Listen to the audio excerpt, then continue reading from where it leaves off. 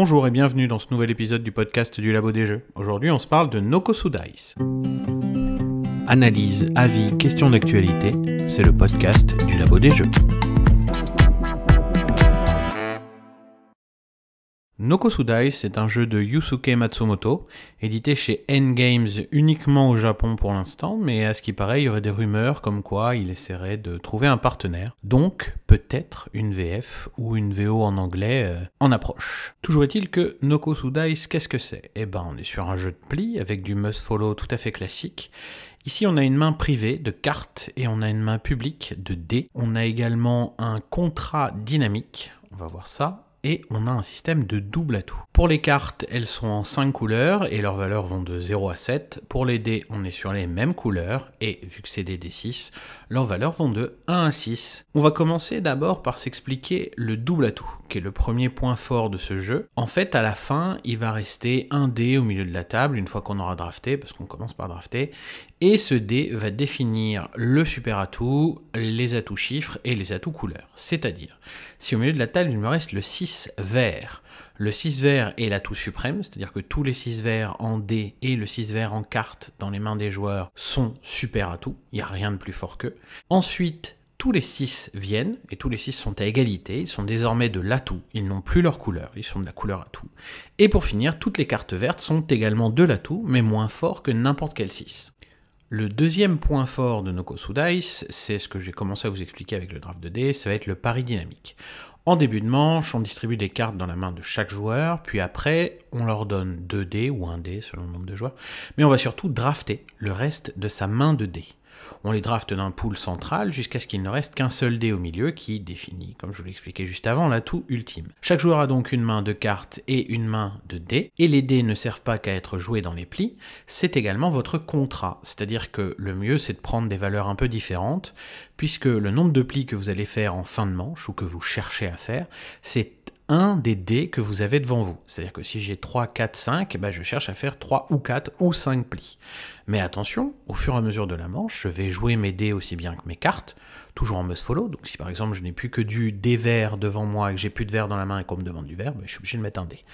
Et je joue jusqu'à ce qu'il ne me reste qu'un seul dé devant moi. Quand il me reste qu'un seul dé, ce dé est mis de côté et c'est mon contrat pour cette manche. Cela me permet donc de m'adapter à ce que me demandent les autres pour essayer de réussir un contrat de manière cohérente, mais ça me permet également de savoir ce que les autres cherchent à faire et donc de les agresser pour leur faire jouer le ou les dés qui leur permettraient de réussir leur contrat, dans le but de les faire tomber, puisque plus les joueurs vont tomber, plus je risque de marquer des points.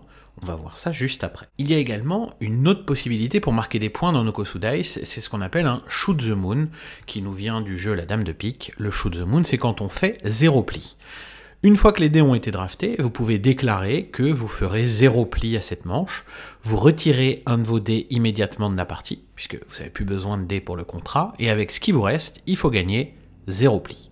Alors autant vous le dire tout de suite, le Shoot the Moon de Nokosu Dice, c'est un des plus durs que je connaisse, c'est vraiment extrêmement compliqué de le réussir, les autres joueurs font tout pour que vous vous plantiez, parce que non seulement si vous réussissez, vous marquez 10 points plus le bonus dont on va parler dans quelques instants, donc c'est énorme en fait en nombre de points, mais en plus il suffit que vous fassiez un seul pli pour que tout se casse la gueule et qu'au moins vous ne soyez plus une menace. On en arrive donc au scoring de Nokosu Dice, vous allez voir, tout est fait pour que vous agressiez les autres joueurs, puisque le jeu vous offre, allez, un point de victoire par pli que vous avez gagné, ça c'est les miettes, on s'en fiche un peu, et après en fait il y a un bonus. Alors si ça joue comme des bisounours et que tout le monde remplit son contrat, il n'y a pas de point de bonus. Par contre, il y aura 10 points de bonus pour chaque joueur qui remplit son contrat, pour chaque joueur qui n'a pas réussi à le faire. Autrement dit, on est 5, il y en a un qui ne réussit pas, les autres mettent 10 points, il y en a 2 qui ne réussissent pas, les autres mettent 20 points, et ainsi de suite. Donc, votre but, c'est d'abord de planter les autres, et ensuite d'essayer de survivre et de vous en sortir. Et si vous parvenez à le faire, vous marquez un maximum de points, et vous êtes plutôt peinard pour la suite de la partie, puisque ça se joue en autant de manches que le nombre de joueurs.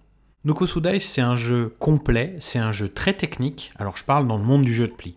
Pour moi, c'est le boss du monde du jeu de pli, c'est lui le meilleur, c'est lui le plus gros, il a une énorme courbe de progression, bien sûr, vous allez galérer sur vos premières parties, puis vous allez voir des feintes, des trucs qu'on voit peu, enfin des petites ouvertures, des choses comme ça, et au final, quand vous le maîtriserez, c'est un véritable plaisir à jouer. Alors C'est à couteau tiré autour de la table, tout le monde se backstab en permanence, mais ça se fait dans la bonne humeur, avec le sourire, on rigole bien quand même malgré tout. On rage, on chougne, enfin bref. Vraiment, tous les ingrédients sont là pour passer une excellente partie. C'est pour moi un classique. No Kosu Dice, c'est vraiment un des classiques du monde du jeu de pli. C'est un des jeux à avoir, soit à jouer, soit si vous avez de la chance à posséder. C'est un pur chef-d'œuvre, c'est-à-dire que toutes les règles sont utiles. Il n'y a rien en trop, il n'y a rien qui manque. Tout est à sa place, c'est parfait. C'est vraiment un travail d'orfèvre. Il n'y a rien à dire, quoi. Alors après, il n'y a pas de thème.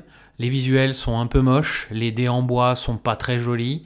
Et le jeu, surtout, est quasi introuvable. C'est-à-dire que l'éditeur japonais fait un print par an de quelques boîtes. Donc du coup, on les retrouve à des prix indécents à droite à gauche. Là, ces derniers temps, il aurait lancé une espèce de demande à tous ses partenaires à travers le monde pour savoir qui serait chaud pour faire la version internationale avec lui. Alors, il y a eu des réponses, mais il n'y a pas eu la réponse du studio N-Games, comme quoi il avait décidé qui travaillerait avec lui et qui ferait la version internationale.